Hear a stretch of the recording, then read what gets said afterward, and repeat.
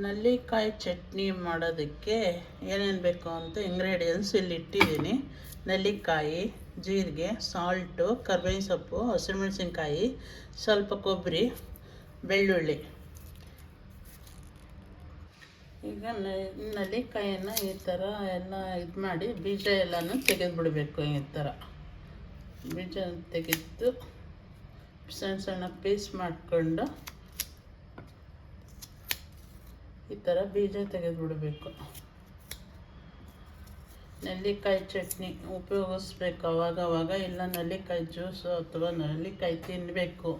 Vitamin C ಹೇರಳವಾಗಿದೆ, ಆರೋಗ್ಯಕ್ಕೆ ಒಳ್ಳೆಯದು, ಕಣ್ಣಿನ ದೃಷ್ಟಿಗಾಗಲಿ ಎಲ್ಲದಕ್ಕೂ ಒಳ್ಳೆಯದು.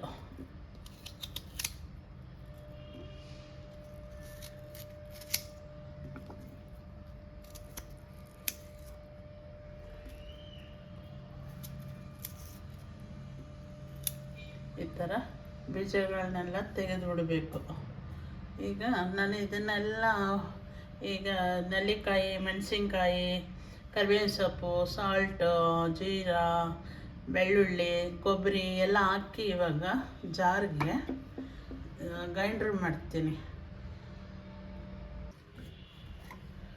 ಈ ಥರ ಇವಾಗ ರುಬ್ಬಿಸ್ಕೊಂಬಂದಿದ್ದೀನಿ. ನೆಲ್ಲಿಕಾಯಿ, ಕೊಬ್ಬರಿ, ಕರಿಬೇವಿನ ಸೊಪ್ಪು, ಹಸಿಮೆಣಸಿನ್ಕಾಯಿ ಇಷ್ಟ ಇಲ್ಲ ಅನ್ನೋರು ಕೆಂಪು ಮೆಣಸಿನ್ಕಾಯಿ ಹಾಕೋಬೋದು. ಎಲ್ಲ ಸಾಲ್ಟ್ ಎಲ್ಲ ಹಾಕಿ ಈ ಥರ ಬೆಳ್ಳುಳ್ಳಿ ಎಲ್ಲ ಹಾಕಿ ಈ ಥರ ರುಬ್ಬಿಸಿದ್ದೀನಿ. ಇವಾಗ ಇದನ್ನು ನಾನು ಈಗ ಸ್ಟವ್ ಹಚ್ಚಿ ಒಂದು ಪಾತ್ರೆಗೆ ಎಣ್ಣೆ ಹಾಕಿದ್ದೀನಿ. ಎಣ್ಣೆ ಕಾಯಿಲೆ ಇದಕ್ಕೆ ನಾನು ಸಾಸಿವೆ ಹಾಕ್ತೀನಿ.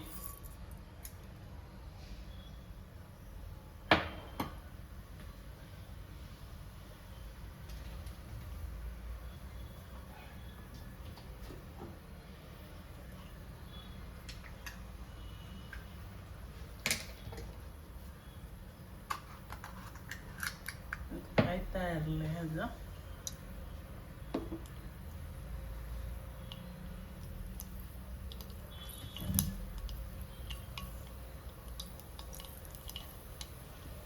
ನಲ್ಲಿಕಾಯಿ ಆರೋಗ್ಯಕ್ಕೆ ಒಳ್ಳೆಯದು, ಅದು ತಿನ್ನಬೇಕು ಅವಾಗವಾಗ.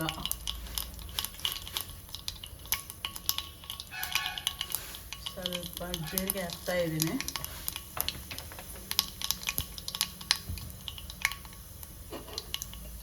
ಸ್ವಲ್ಪ ಕರಿಬೇವು,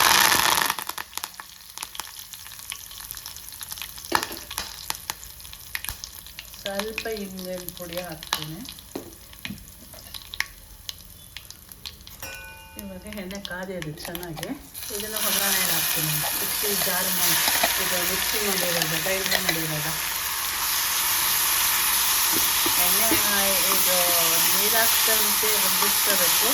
ಅದು ನೀರು ಹಾಕ್ದಂತೆ ರುಬ್ಸೋಕ್ಕೆ ಸ್ವಲ್ಪ ಕಷ್ಟ ಆಗುತ್ತೆ, ಸರಿಯಾಗಿ ಬರುತ್ತೆ. ಸ್ವಲ್ಪ ನೀರು ಹಾಕ್ಕೊಳ್ಳಿ.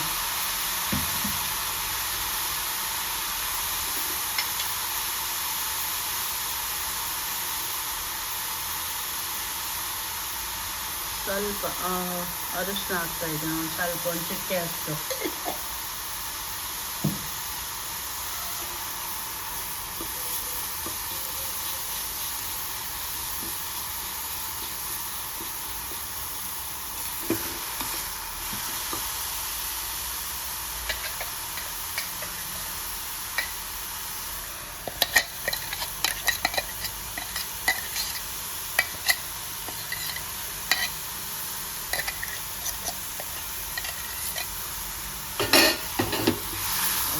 ಇವಾಗ ಅದನ್ನು ಹಂಗೆ ಎಣ್ಣೆಯಲ್ಲೇ ಹುರಿದು ಸ್ವಲ್ಪ ಫ್ರೈ ಮಾಡ್ಕೊಬೇಕು.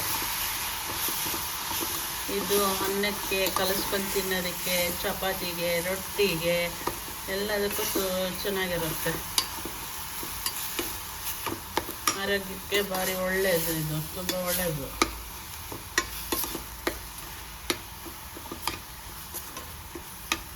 ಇದನ್ನು ಉಪ್ಪಿನಕಾಯಿ ಮಾಡ್ತಾರೆ, ವರ್ಷಾನುಗಟ್ಟಲೆ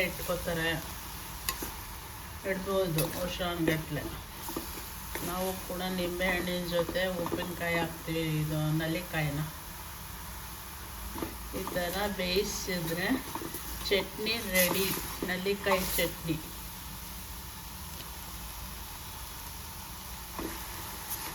ಇದು ನೆಲ್ಲಿಕಾಯಿ ಚಟ್ನಿ ಮಾಡ್ಕೊಳ್ಳೋ ವಿಧಾನ.